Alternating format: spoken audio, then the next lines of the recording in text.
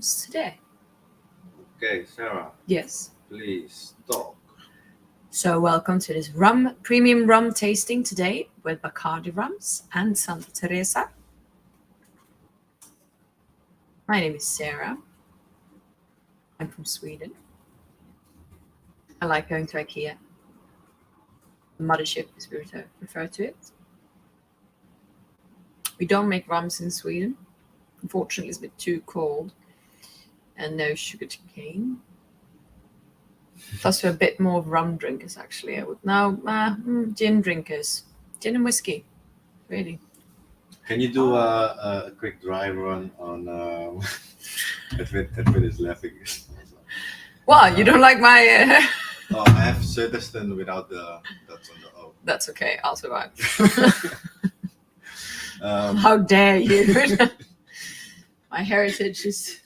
My family name is not even being displayed correctly. To be fair, all my Dutch papers is Södersten because I just can't go through the whole every single time O. I tend to do it always. Yeah, but like even the gemeente has me is just with an O because I'm like... The gemeente calls me mevrouw O better.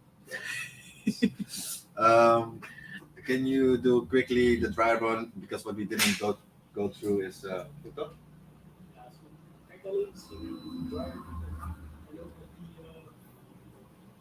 videos? Oh yeah. Yeah. Yeah. Go hide in your room, Edwin. So indeed, let's just. Huh? Louisa made it. Yeah, so with referring to tasting collection, so basically doing this as how you would now do it when we are going live, with emphasizing why we're here today,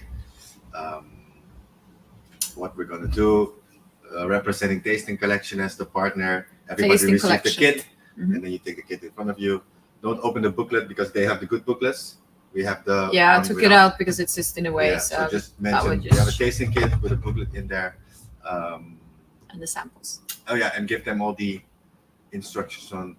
Please go to YouTube Live, log in with your email address in order to be able to ask questions. We will do our best to answer them. So it's via YouTube Live you can do. Yeah. And my beautiful team will help answering the questions in the chat as I'm talking. Yeah. And otherwise, and what we did with Tamara as well, I'm just going to shout at the end, maybe some questions if we were not able to, when questions that I know of that you know to answer, I will just ask those questions to you. We did so with Tamara, it went well. You're not going to curveball me with anything super difficult, right? No. It's like, so Sarah, I'm like, well, that is a very good question. Next. Google's your friend, Joy. Yeah.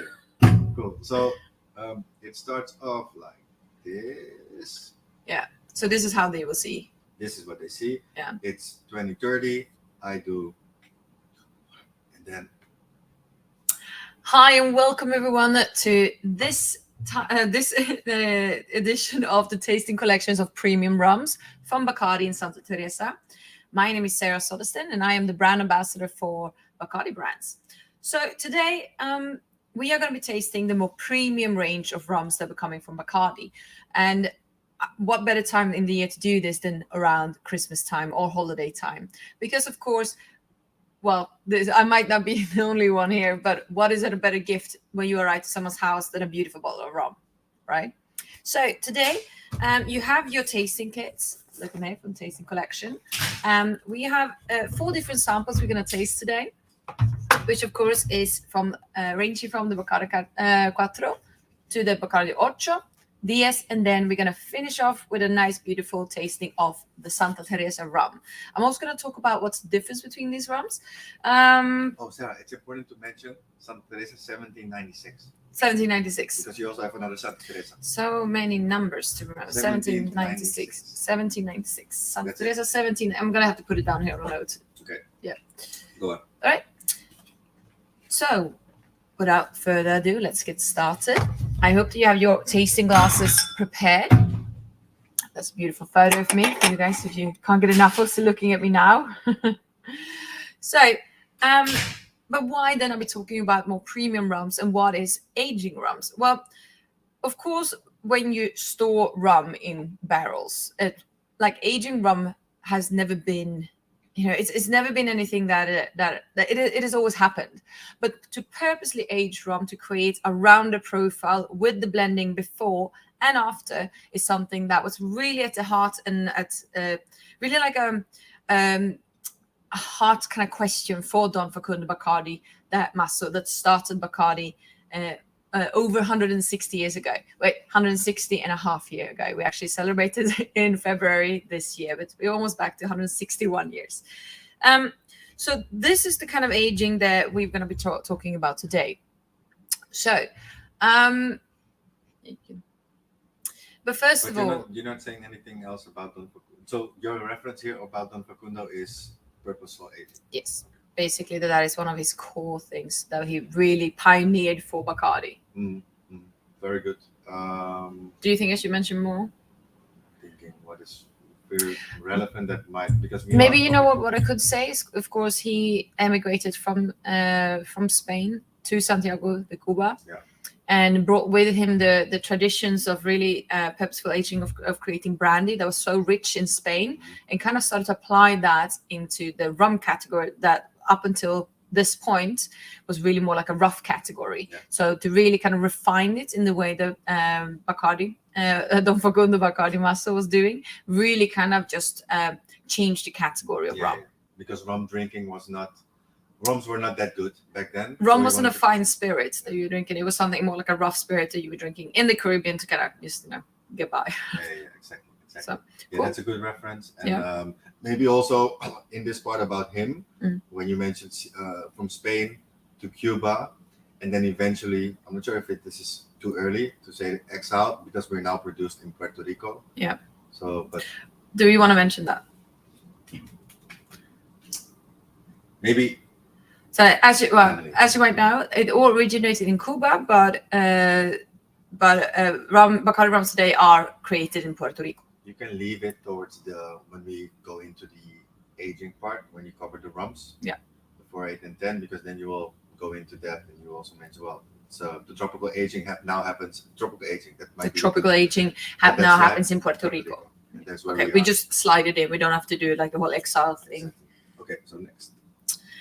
But first of all, because one of the symbol of Bacardi, the Bacardi bat, this is such a beautiful symbol. And I think also when you're standing in a store, I think it's such a nice little nugget of information, or just a little bit of a fun fact drop. And that is really why is the bat the symbol of Bacardi.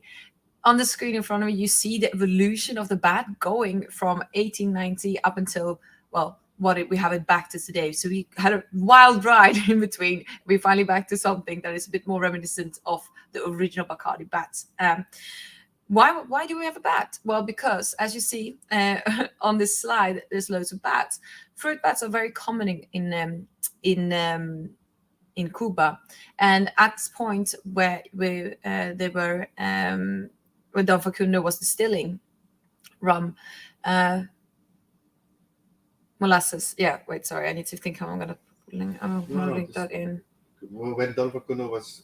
he was distilling, but basically it was fruit bats at the distillery eating from the molasses. So with fruit bats eating from the molasses. And really, this was something that was really kind of noticed by Don Facundo's wife, Amalia. And she actually had the idea to put the bat on the bottle, not only because it's a great kind of symbol, because of course back in the time about 160 years ago, not a lot of people could read, but you can recognize the symbol. So in a marketing pre-branding history wise, this was super smart. But why the bat then? Not just because they were at the distillery, but also because in both Spanish and Cuban folklore, the bat really kind of carries the meaning of prosperity and good family fortune. So it all kind of came together, and that's why today we have the bat proudly as our symbol. I even have one on my car, hence why I'm driving the Batmobile. Internal joke. Anyway, but what is then rum? Well, so rum is basically a distilled alcoholic beverage made from a sugarcane derivative. So with sugarcane derivative, we are talking, of course, about molasses. So these are basically in front of you. You see the 3 key ingredients to create what is Bacardi today: molasses, water, and la levadura. So with the molasses is, of course, the cooked the cooked byproduct when you're creating sugar from cane juice. And by cooking it, you're creating, like, you're evaporating the water, and also taking away the sugar crystals, leaving you with a thick syrupy molasses that are then blended with water, and then you add the yeast. And why we're talking so much about la levadura, so not just any type of yeast, this is also one thing that Bacardi really pioneered within the rum production, was that he really picked up one single strain of yeast that really kind of just, you can do wild pollination of yeast, of course, and use it in wild kind of fermentation. However, the yeast does have a really big impact on the final flavor. So La Levadura is still the single yeast strain that we are using today. So it's a living history, basically. So these three together make Bacardi rum. Okay. So this is my cue. Yeah, I'm making rum. But so this is what happens before we start aging. This is the process. This is what goes into anything from Carta Blanca to Bacardi. All the way all up. We are going through all these three ingredients are the key ingredients to create Bacardi rums. However, we are here today to talk about purposeful aging and the beautiful aging of Bacardi. So I have a little video for you to watch to just kind of get in the vibe.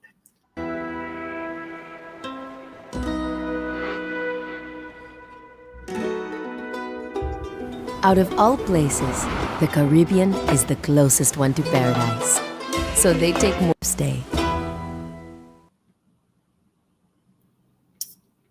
So why are we talking about oak casks then? Because we age on a white American oak.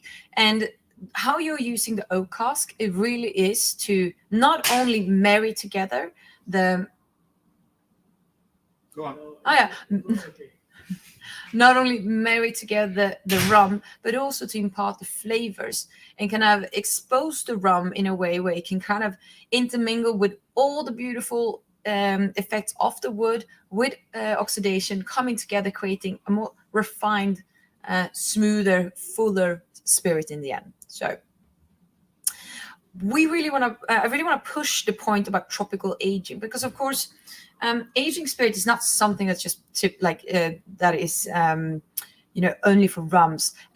Maybe when we talk to customers, we talk a lot. They really, in their mind, when you think aging spirits, they really think about whiskey.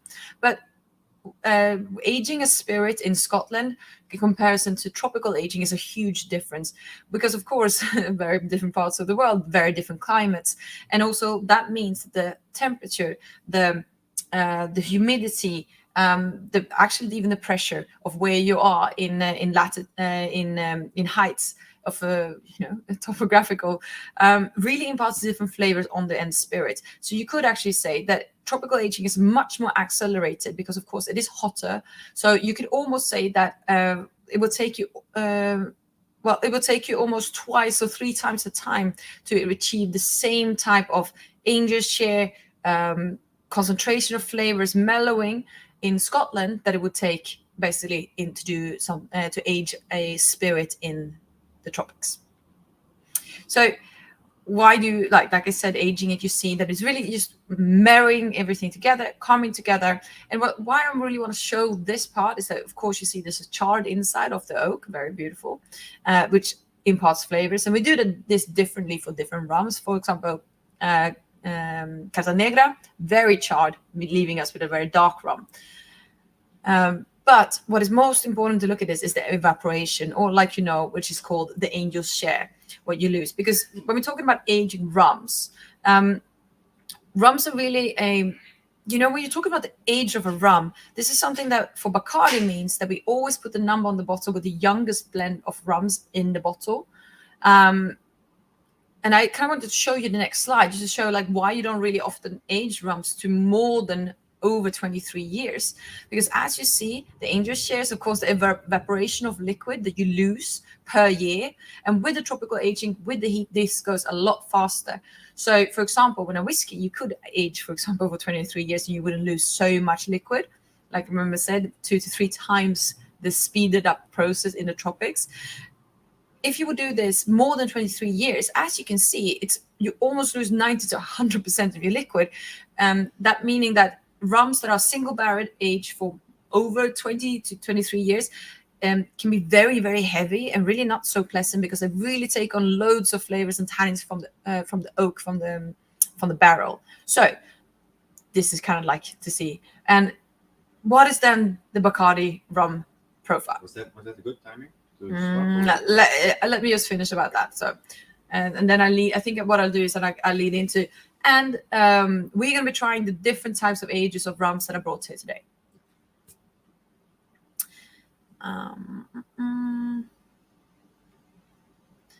So if you go back, and then you can give them the time to open up. So if everyone reaches for I'm not sure if you already pour them out.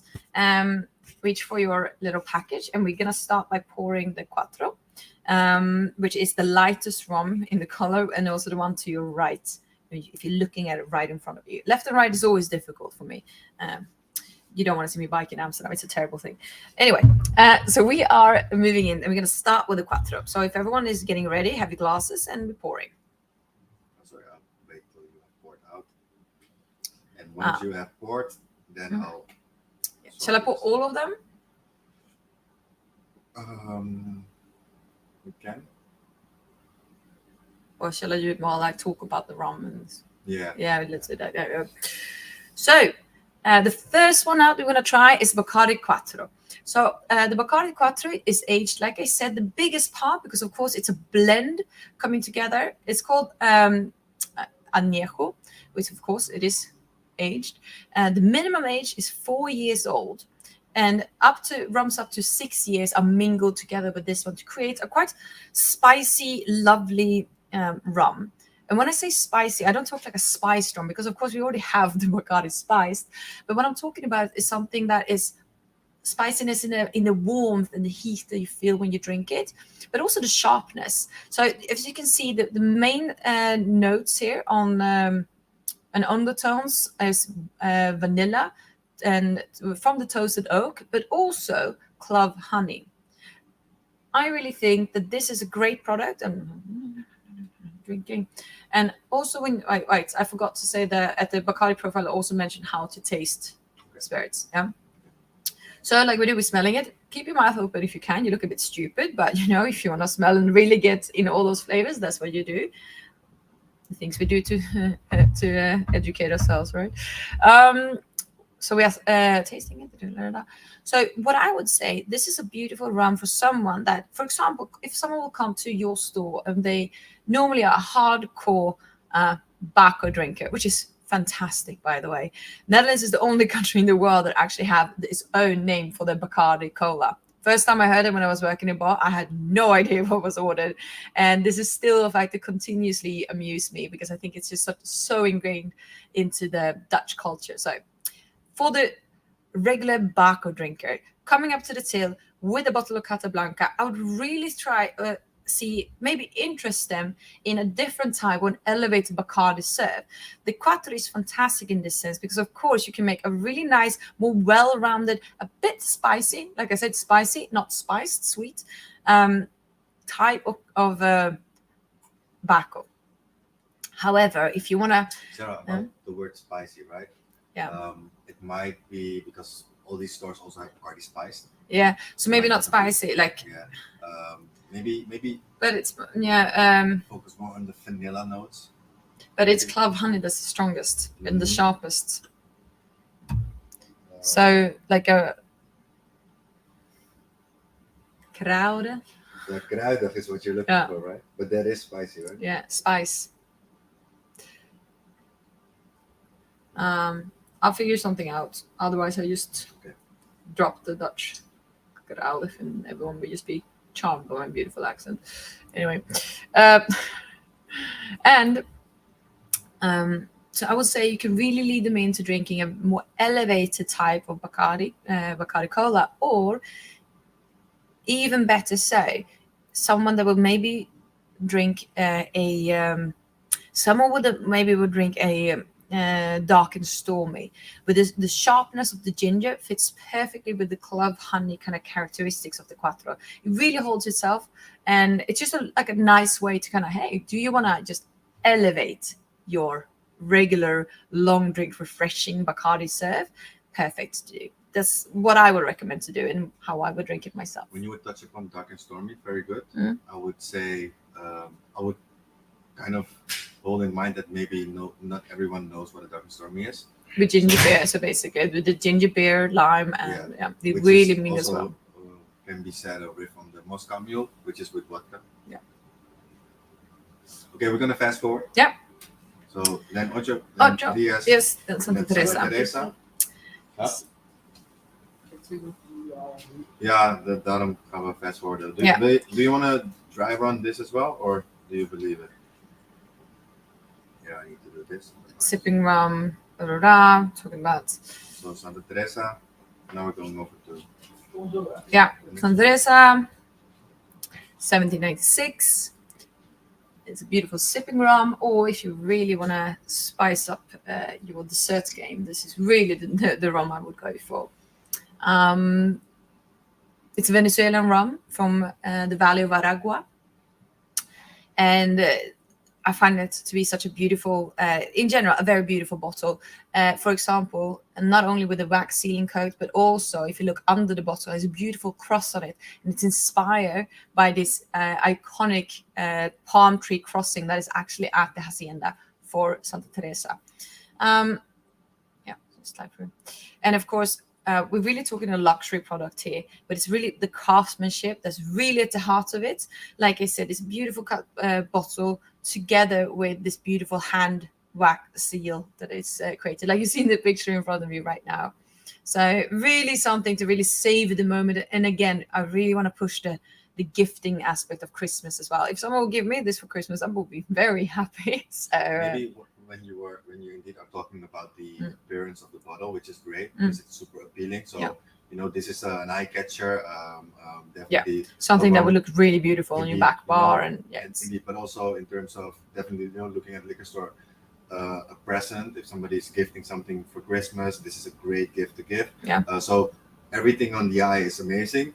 But let's dive deep into the whole process, which is in the bottle, the rum itself, and then you refer to the Solera method. Yeah, exactly. So we're talking about the outside and everything, but beyond this beautiful kind of product, it's a very, very beautiful product within, which is in comparison to Bacardi, this is a Solera rum. So let's go through what makes it special. So these are the steps you see in front of you, of course, with harvest and the grinding, the cooking, distillation, as you have to do when you distill spirits. However, I want you to really kind of look into the points where we're talking about the Solera. So as you can see, the Solera system is actually quite different. So in comparison to Bacardi, where we age the rum for, well, let's say, in these 4 to 12 years in between, and then they blend it together to profile. We actually blend the Solera rum for Santa Teresa before we start to age it. And sorry to interrupt you.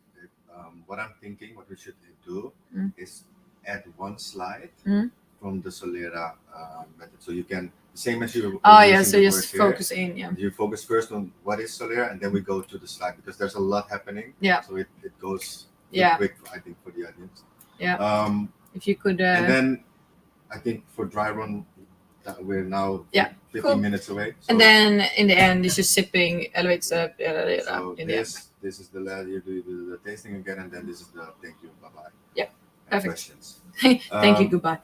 Okay, leave studio. Leave. Hecho.